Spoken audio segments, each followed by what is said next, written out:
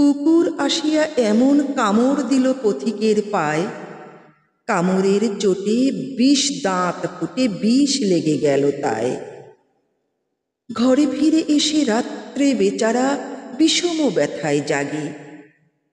মেয়েটি তাহার তারই সাথে হায় জাগে শিওরের আগে।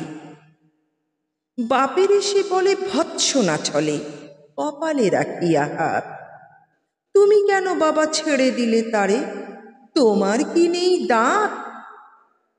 কষ্টে হাসিয়া আর্ত কহিল, তুই রে হাসালি মোরে, দাঁত আছে বলে কুকুরের পায়ে দংশি কেমন করে?